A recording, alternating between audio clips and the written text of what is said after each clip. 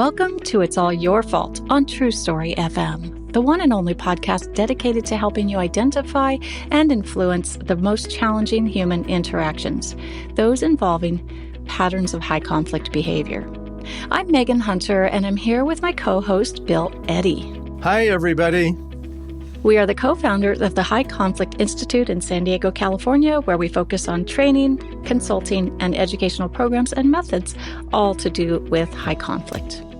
In this episode and in the next upcoming episode, this is a two-parter, we will talk about relationship violence and its relationship, if any, to personality disorders and high conflict personalities.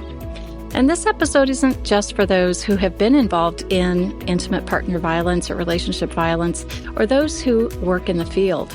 It's actually for everyone. It extends itself into the workplace, both directly and indirectly, and also into many other areas of life. So this is definitely one for everyone. But first, a couple of notes. Send your high conflict related questions to podcast@highconflictinstitute.com or on our website at highconflictinstitute.com/podcast, where you'll also find all the show notes and links.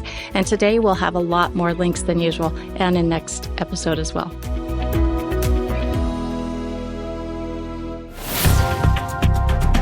All right, Bill, so we're going to talk about a very, touchy subject, tricky subject, and a sad subject.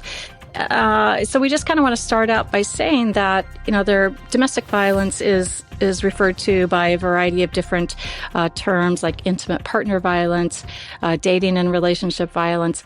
And we want to state right here at the beginning that neither of us are experts in this field.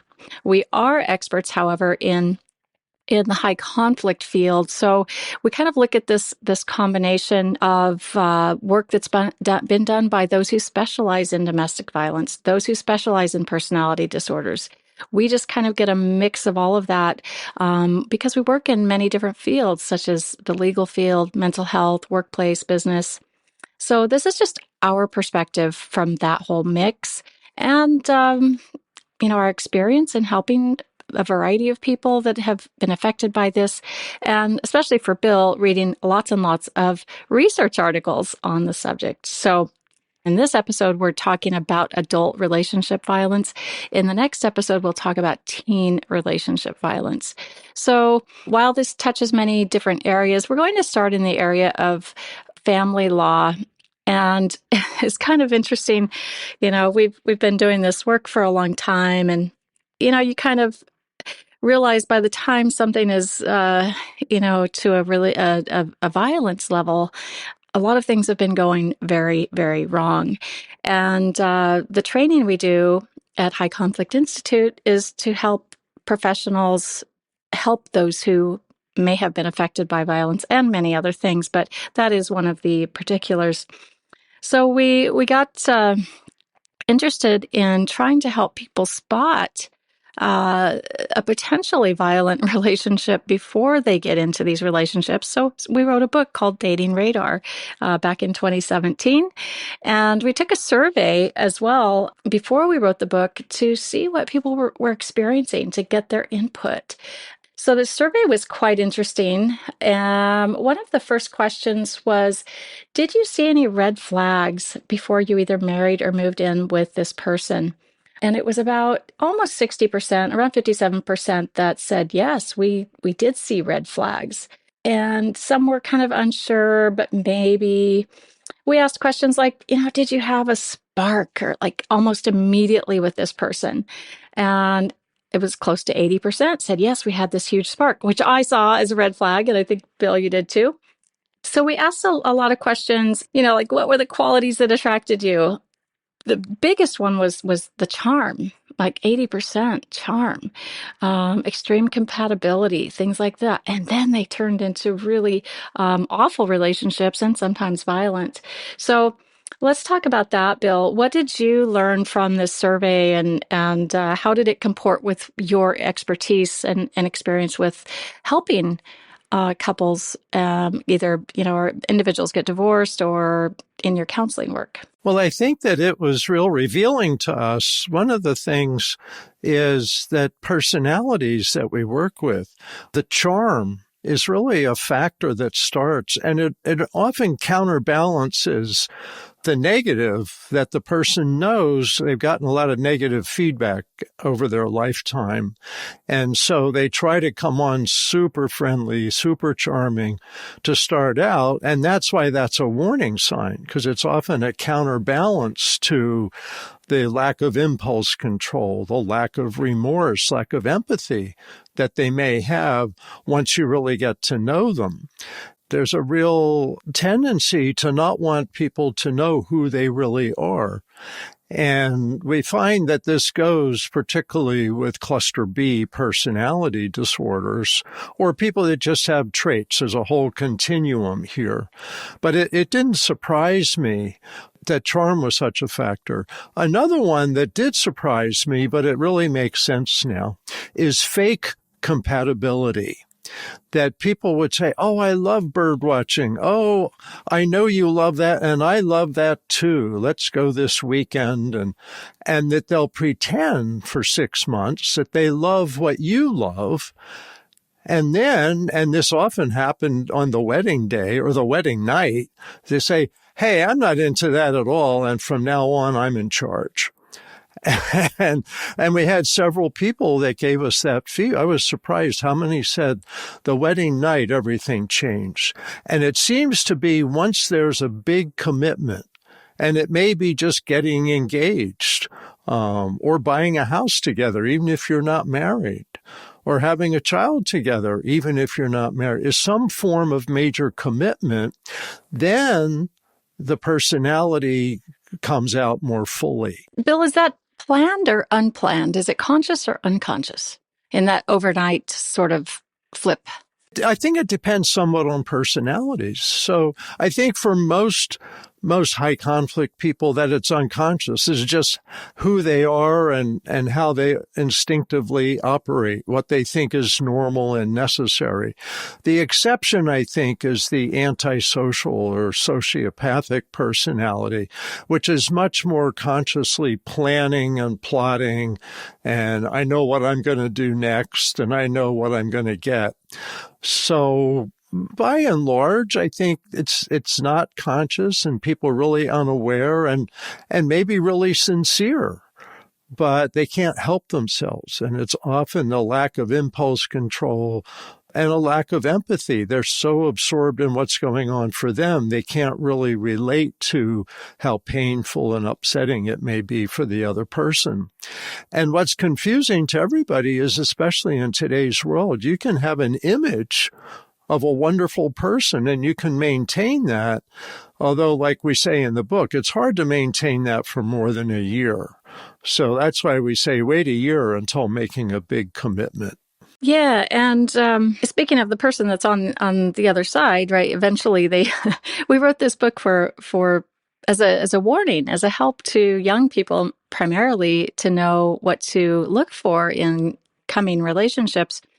And the person that they're going to, either eventually marry, settle down with, be a partner with, have children with, all of those things.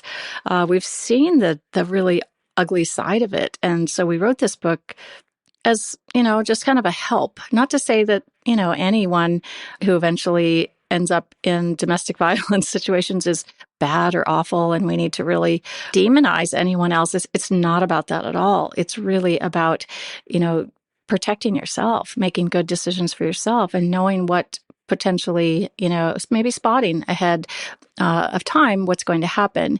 And we included in the book what jams our radar. Like, why do we miss this? Yeah. And so there's several things that we included with that. One is if you're going through a hard time individually, you may be going through the loss of a prior relationship, you may be going through a divorce, you may have the death of a family member, you may be grieving a loss. And so it's painful to go through grieving a loss. And some people want to rush into a new relationship to get away from those uncomfortable sadness feelings. And yet they're much better handled in a counseling office. And, you spend a few months with a therapist so that you're back on your feet, and then look for somebody. Because if you're looking for somebody to be your other half or to fix things that you really could fix yourself, then you're going to get into an out of balance relationship. And that's what a lot of the research says. Relationships have a lot of reciprocity to them. They have what we evoke in each other. And so you influence the other person influences you. And so people can really find somebody that's not good for them because they're going through a not good period of time.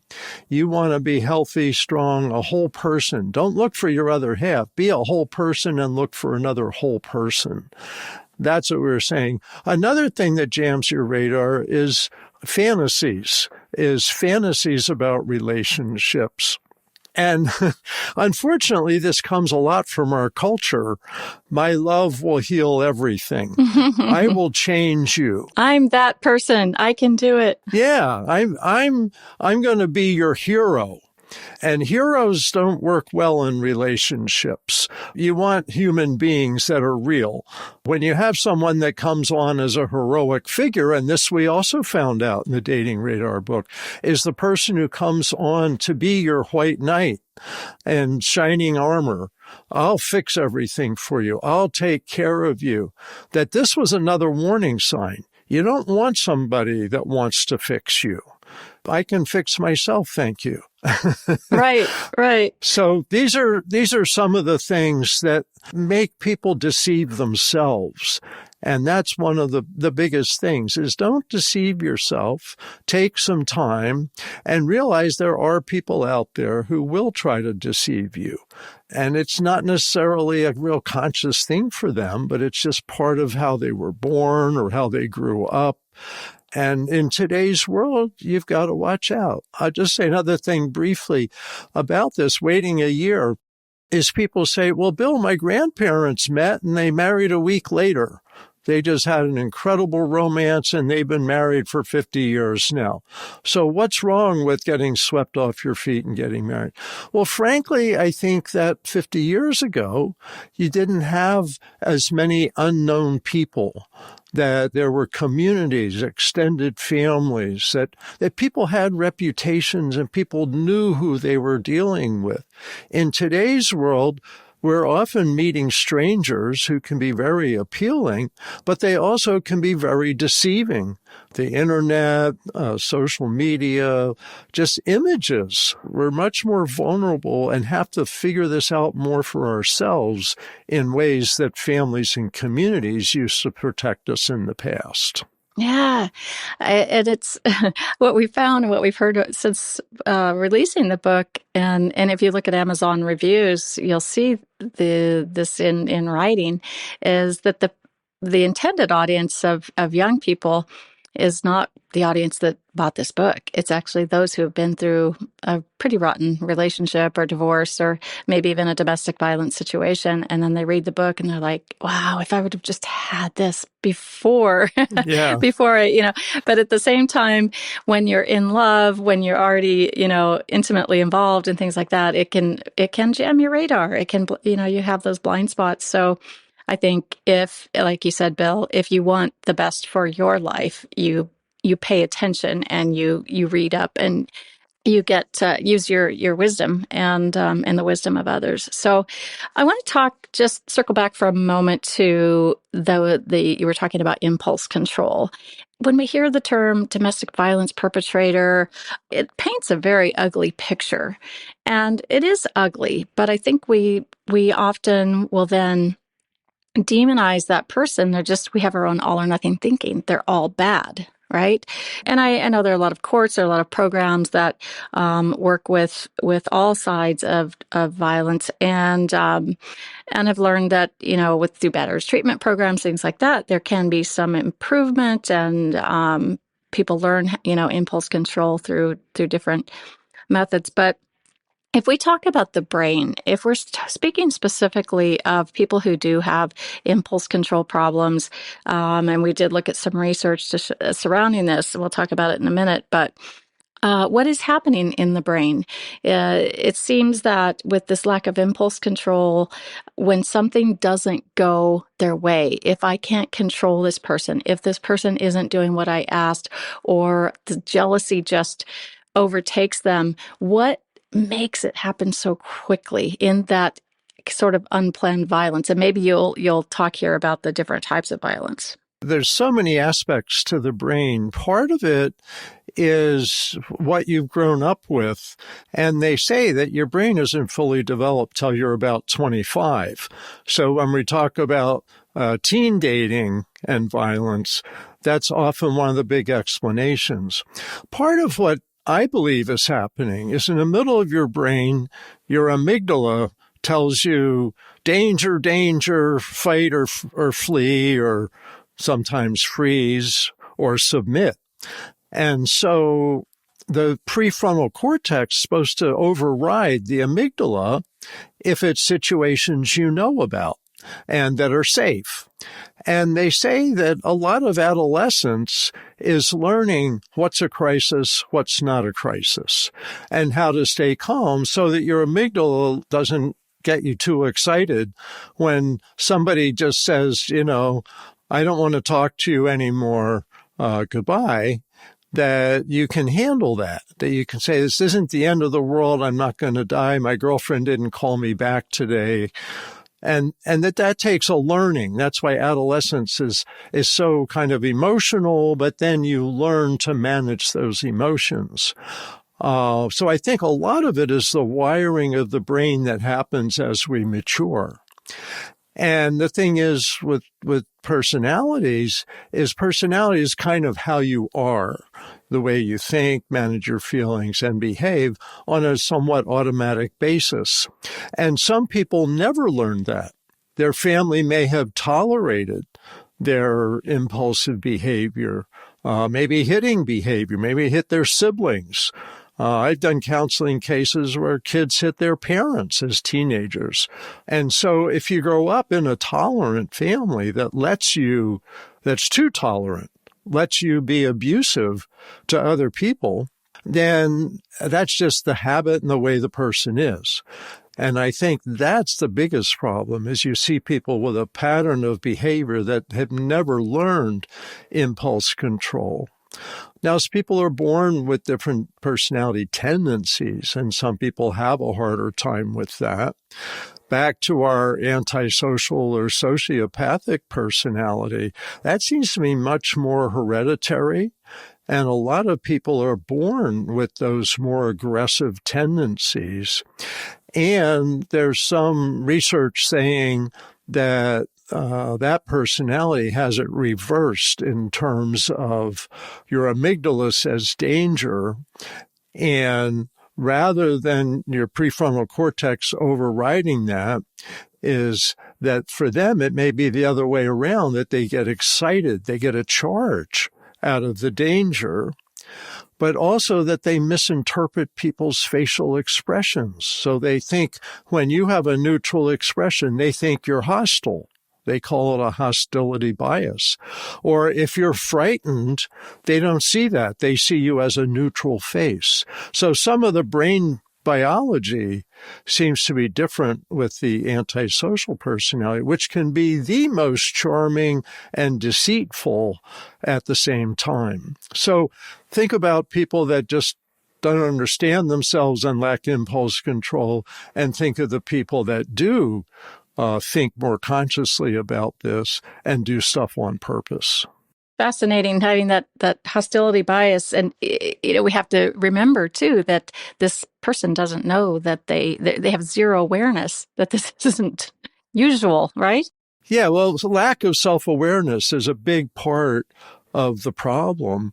And a lot of it's from upbringing, bad experiences maybe, and a lot of it may just be inborn biology. Some people come from wonderful homes and act really badly. So it's a whole range there, and hopefully that's what people are getting out of this.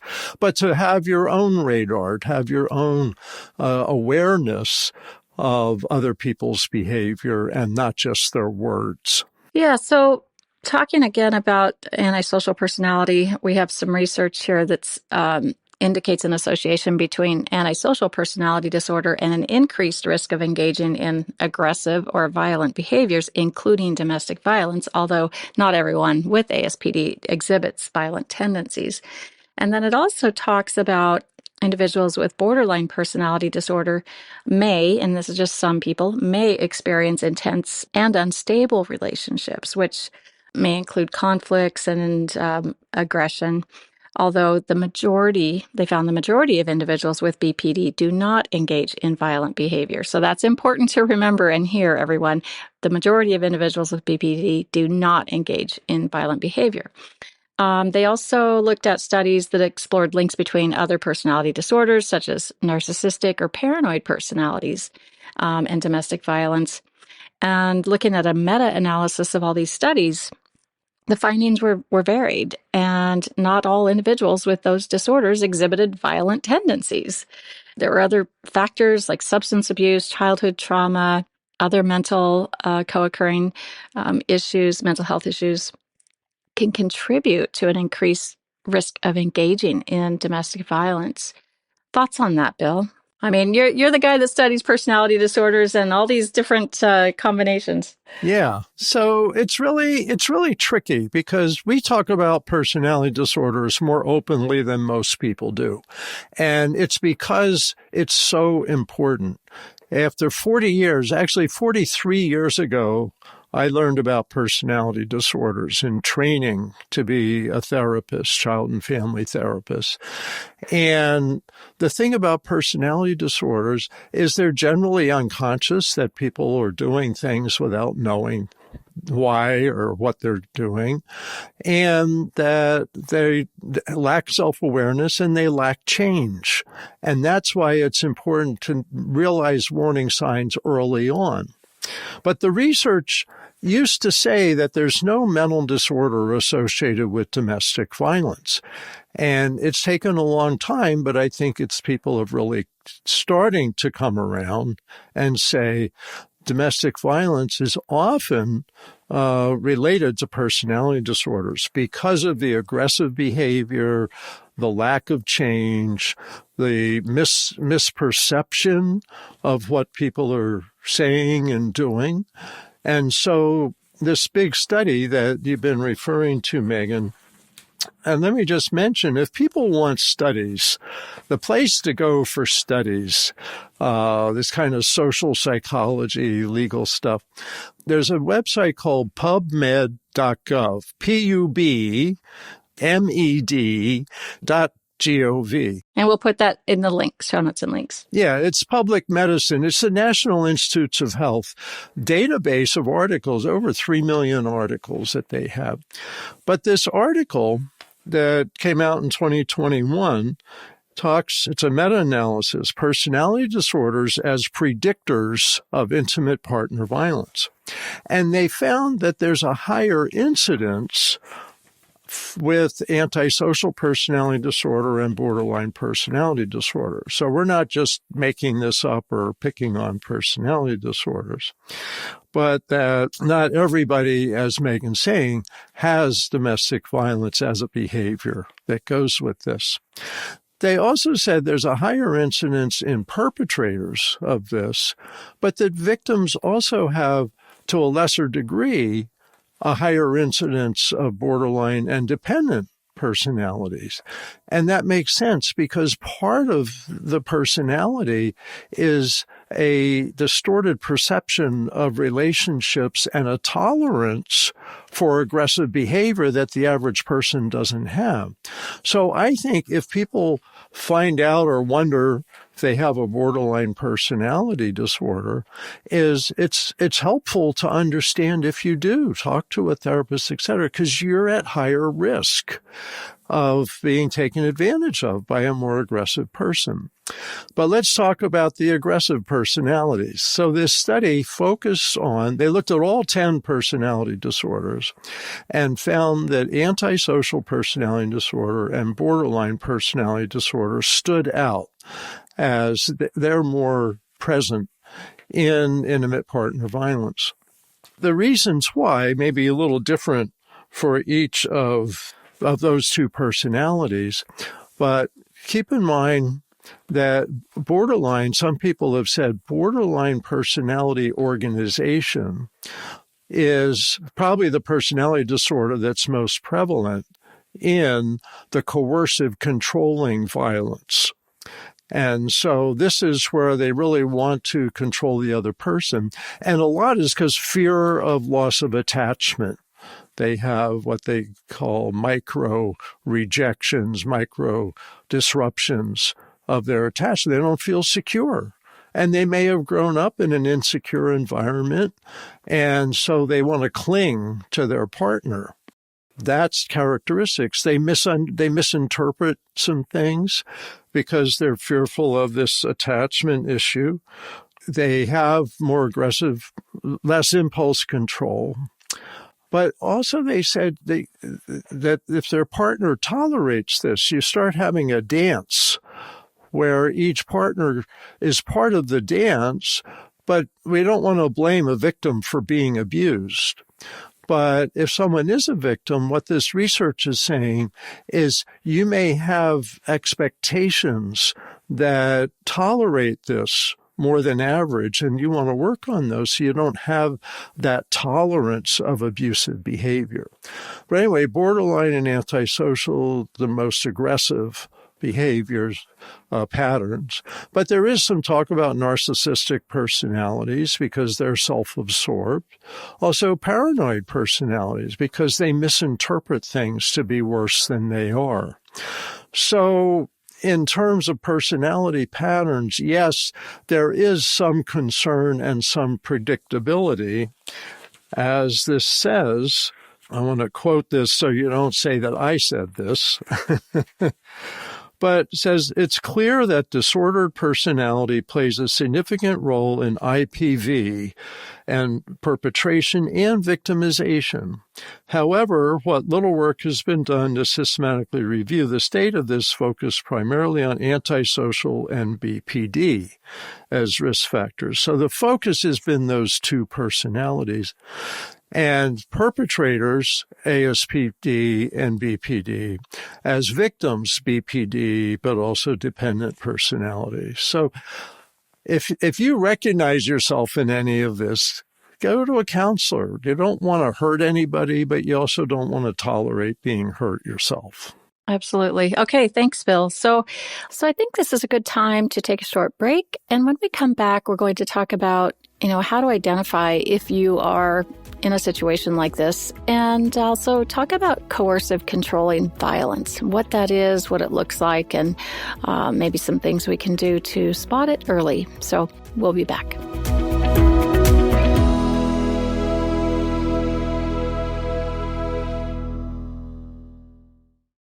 Let's talk for, kind of switch gears here a bit. About 2 years ago, you led a group, a project to interview 16 domestic violence experts on domestic violence in family law. We recorded that, and it's available on our website. We'll put the link in the show notes. But I'm wondering, what were your impressions? What did you learn from that you didn't know before? Were there any surprises? Well, first, let me mention that we recorded this. It's 6 1-hour videos. And so they're videos so you can see people we're interviewing and their enthusiasm for educating people around this. One of the first things that impressed me was the need for professionals to ask questions of their clients. Now, I primarily see my career as a mediation career, although I've been a therapist and a lawyer and been in court and all of that. But I thought before mediation, you need to ask a lot of questions, see if it's safe. And so screening for domestic violence before mediation, always known that was a concern. And of course, this taught some more things about that. But it also taught that lawyers should be asking their clients about domestic violence, that therapists should be asking their clients about domestic violence. And so because people don't talk about domestic violence spontaneously. They're embarrassed, they're uncomfortable, they're confused, and so they need people to ask them questions. Also, the questions vary. So one of the questions that stands out is, you say you've been slapped, hit, knocked down, controlled, prevented from leaving the house, things like that.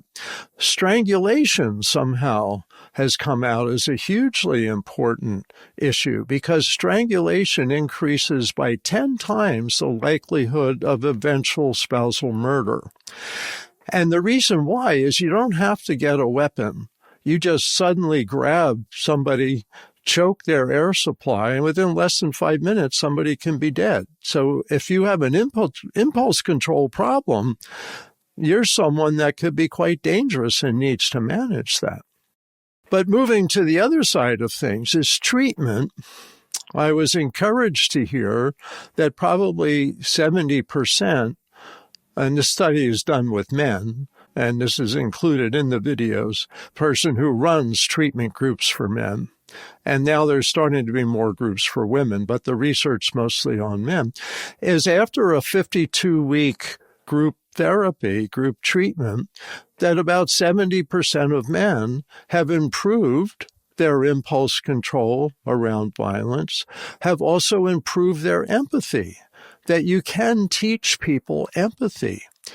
And a lot of how they teach empathy in those groups is to think about their children. Do you want your son or daughter to go through this? Do you want them to be a perpetrator of abuse or a victim, survivor of abuse? And that often helps them build empathy for their spouse or their partner. Is, oh, wow, I can see it now through, your eyes a little bit better. So that was real important.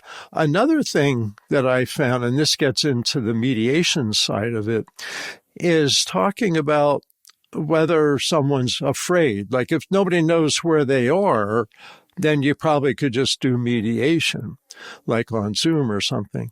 But the idea that there's what they call absent presence, and this really stood out to me, that the person's threatening abilities don't have to be in the room, that the victim carries their presence with them and knows if I say this, if I do that, I'm going to get punished sooner or later.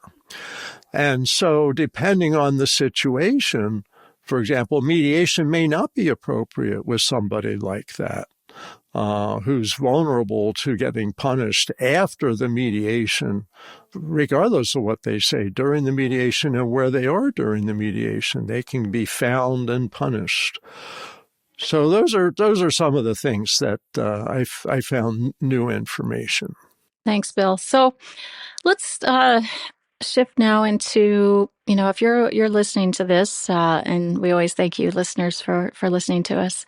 What do you do if, like in a nutshell, how do you know if you're in a domestic violence relationship? You may not realize it if you don't know what's to expect, what's reasonable. Getting other people's input, being around other people. Sometimes when you're in a group with a new partner, other people in the group take you aside and say, hey, he's treating you terrible. You hear how he's talking about you, or he's grabbing you by the arm, or he's shoving food in your mouth. That's not healthy. That's not appropriate. That's not normal. Do you realize that? Especially when we talk about younger people, they often don't know what's realistic. But those are things to know. I think talking with a therapist, talking openly, this is what's happening to me. Is this normal? If you're having these kind of warning signs that people that did our dating radar survey, that they did see warning signs, but they overrode the warning signs because they thought my love will solve all of this, or time heals all wounds, or things like that. If I just do more, right? If I just do Yeah, more, I can really help my partner. I right. can make this work. They need a lot of help, and I'm the one to help them. So, I'll be the hero, and they'll thank me for it. right, Maybe. right. And sadly, that doesn't always work out. Let me just add about if something's happening, is also the domestic violence hotline has checklists of things to look out for, things that aren't normal. Let me just mention the hotline numbers: 800-799-7233. Yeah, and we'll have those links in our show notes too. And I wanted to ask you specifically, Bill, about coercive controlling violence. And I think this is newer terminology to some. And so let's talk about what is coercive control. Coercive control is getting more attention because someone may be in a relationship that doesn't have violence happening. Maybe it's once a year they get beat up. But coercive control can be very subtle, but cutting you off from friends and relatives, saying, I'm the only person you need. Why do you need to see your sister this weekend? You should be with me. You don't need anyone else. I can fill all your needs. Controlling the money. I'm smarter than you are about money, so I'm going to keep control of all the money. Or it's my money because I'm earning it and you're just home with the kids. Or those kinds of things.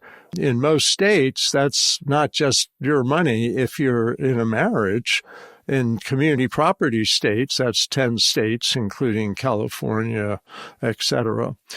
That's half your money because what you each earn during the marriage is community property. So money can be a thing. Healthcare needs. Don't go to a doctor. It's just a little bruise, I don't want them thinking anything. Sexual violence, making someone feel like they're just always walking on eggshells in front of other people. They have to put on a show so that you don't see what's going on behind the scenes. But there could be these covert looks when you're out to dinner with another couple or friends or something. And that is controlling. Yes. And often your every move eventually becomes controlled. I don't know if I want to mention it yet, but I have a book coming out in June, Our New World of Adult Bullies. And one example in there is a domestic violence victim who's a famous person, musician. And she's saying how I was told I can't look men in the eye except for my partner. I was told I can't, I have to look down, all these things. And this is like a successful person slowly kind of lost her self-esteem and fortunately broke out of that. So it can take a variety of forms without having to be violent at the moment. You learn to control yourself, and you also become depressed. You lose energy. Your self-esteem goes down.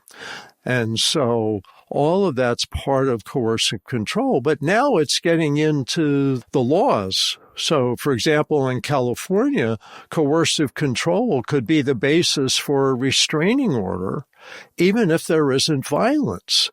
There's an example of a man who made his wife weigh herself 4 times a day, and he would look to see if she had gained weight. And he was so controlling around food.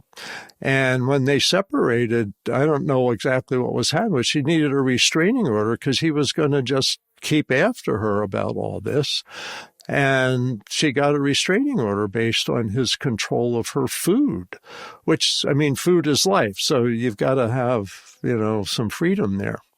So these are just a few examples of coercive control, but it's getting more attention, and domestic violence with coercive control, the research says, continues or increases. It doesn't just fade away.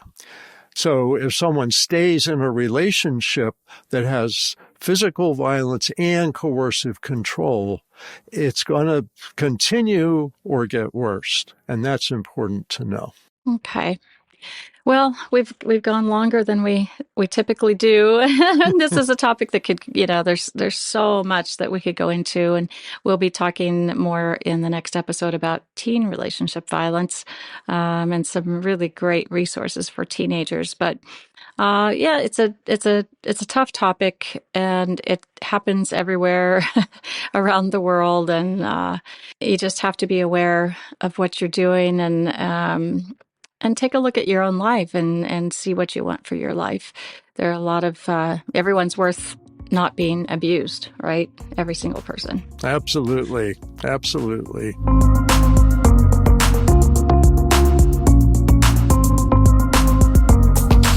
We hope you've learned some new tips, or had a way to look at things a little bit differently through this episode. So thanks for listening. Next week, we will continue this conversation, as I said, shifting into teen violence. In the meantime, send your questions to podcast@highconflictinstitute.com or submit them to highconflictinstitute.com/podcast. And we'd love it if you tell your friends and colleagues about us. And we'd be very grateful if you'd leave us a review wherever you listen to our podcast. Until next time, keep learning and practicing the skills. Be kind to yourself while we all try to keep the conflict small. It's All Your Fault is a production of True Story FM. Engineering by Andy Nelson. Music by Wolf Samuels, John Coggins, and Ziv Moran. Find the show notes, and transcripts at truestory.fm or highconflictinstitute.com/podcast. If your podcast app allows ratings and reviews, please consider doing that for our show.